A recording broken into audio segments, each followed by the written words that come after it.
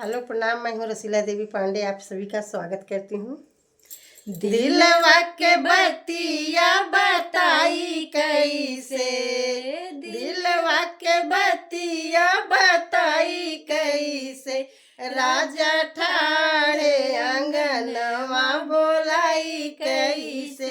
राजा ठाणे अंगनवा बोलाई कैसे, दिलवा के बतिया बताई कैसे,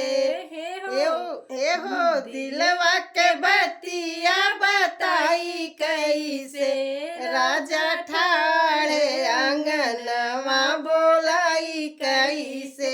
सैया ठाणे अंगनवा बोलाई कैसे, सैया ठाणे अंगनवा बोलाई कैसे, पियवा ठाणे अंगनवा बोलाई कैसे,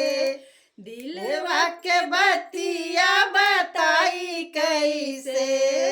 जी, दिलवा के बतिया बताई कैसे, राजा ठाणे अंगनवा बोलाई कैसे, चूड़ी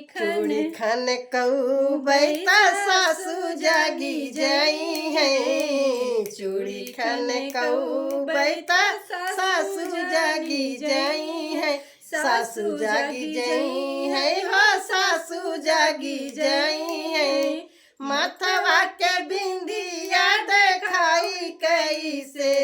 हाँ माथवा के बिंदिया देखाई कैसे, राजा ठाणे अंगनवा बोलाई कैसे, पियवा ठाणे अंगनवा बोलाई कैसे, पियवा ठाणे अंगनवा बोलाई कैसे, दिलवा के बतिया बताई कैसे,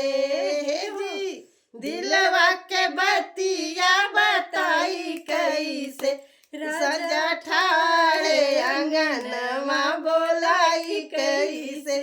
राजा ठाणे अंगनवा बोलाई कैसे, पायल छन कई बैता जठनी जागी जाई है, पायल खन कऊ बैता जठनी जागी जाई है,